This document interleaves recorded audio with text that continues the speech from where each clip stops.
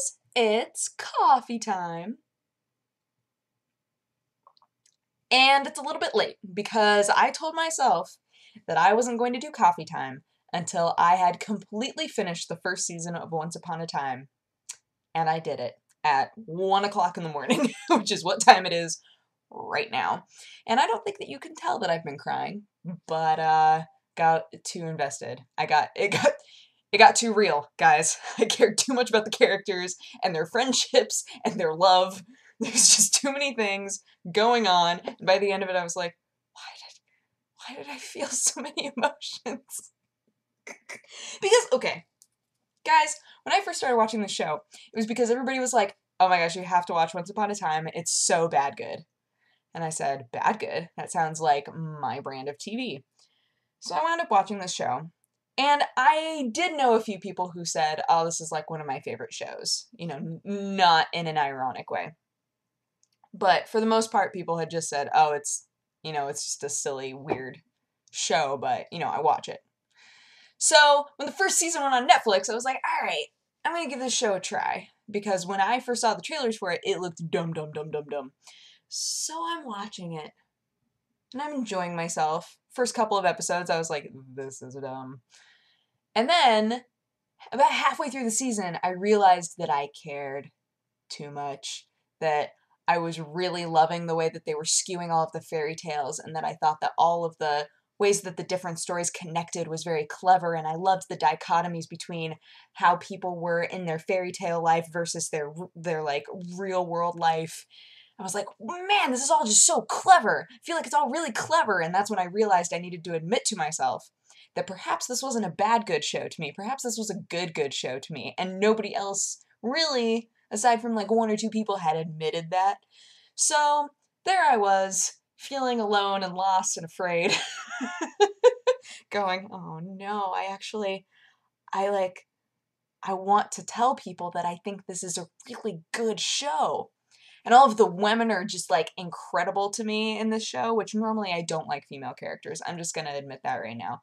I typically don't like the way that female characters are written in the sort of television that I like to watch. I think that there are lots of great lady characters being written into spy stuff and crime stuff, which is not always my bag, unless it's, like, mystery solving. Sherlock Holmes style. Lucy Liu in Elementary. She's doing good. But for the most part, I haven't been able to find a lot of shows where I'm like, the lady characters in this are pretty awesome. The lady characters in Once Upon a Time are dope. Actually, pretty much all of the characters I've liked. There's one storyline that literally every time they flash to it, I was like, I'm done, I'm out, I'm done. I will wipe my hands of everybody involved in this. I just don't care anymore.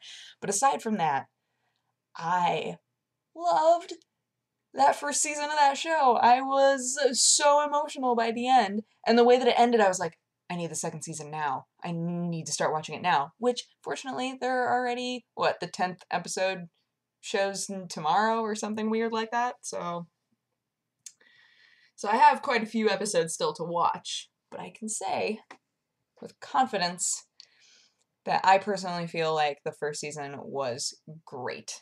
Very entertaining.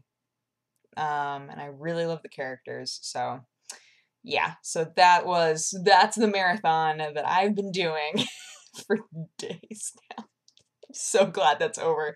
Like, I know that I still have episodes to watch, but I'm glad that the Netflix binge can end and I can move on to productive things. Like, today, I finally got to see, Happily Erin for the first time in a while.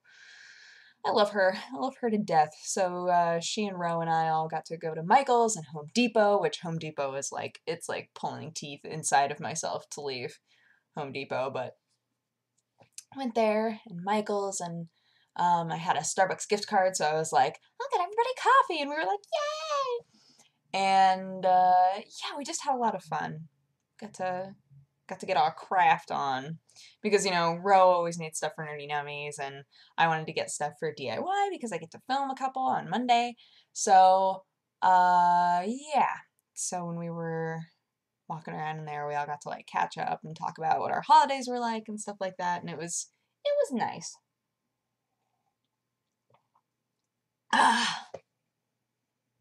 But I mean, that's what I did today. Guys, I woke up, had breakfast, hung out with the cat, uploaded a video, and by that point it was 1 p.m. maybe. I spent a lot of time cuddling the cat. And then Aaron came over and we all left and went and putzed around. Michael, what was it? It was Michael's, Home Depot, and then I needed to go to Office Depot.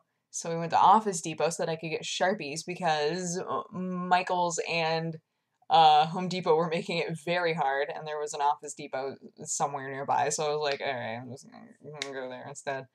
And then where else did we go? We went to like a candy store for Ro. We were just like being like so useful. And at Michael's right now, they're having a candle sale. So I got 2 candles. I got this one that's totally on fire right now, so I'm gonna be real careful. Look at it, isn't it so pretty? It's mango cilantro, and it's probably my favorite one that I've smelled in a long time. It smells so good. I normally like really fresh smells. Like if there's a linen scented candle, or what's the other one? Anything that has to do with air, like spring air or winter's air. Those sorts of nonsense. Those are normally really like bright, clean smells. I love those. Those are normally my favorite, my like go-to. But recently, I've been trying to branch out into other ones because I don't like fruity smells. I don't like smells that would make me hungry. I don't like anything like that. So no sweets, no fruits, nothing like that. But this one has kind of like a weird smoky smell to it. Not because it's on fire. Thank you. I'm gonna stop you right there before any of you make that joke. I think because of I know cilantro. It's not like parsley. Like parsley has like a brightness to it, kind of a kicky brightness. But cilantro has kind of deeper tones to it in terms of like its sound and its scent and its flavor. So I think that kind of like pulls it down a little bit for me. But I've also been getting very into lavender-y smells. There used to be, when I was growing up, there was a lavender field that was really close to my house. And they used to sell like lavender everything. It's like, oh, you can get lavender candles, lavender soap, lavender actual lavender. And it was so funny. Oh, there was another one. There was somebody who had a huge alfalfa garden, I guess you would call it, an alfalfa garden. And had like this super janky sign that just said alfalfa and like weird letterings.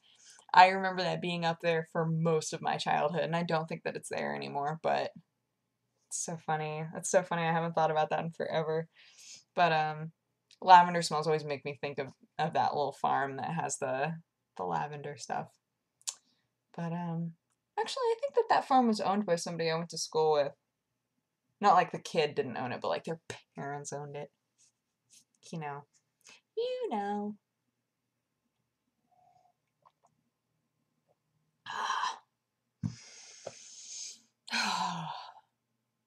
Yep.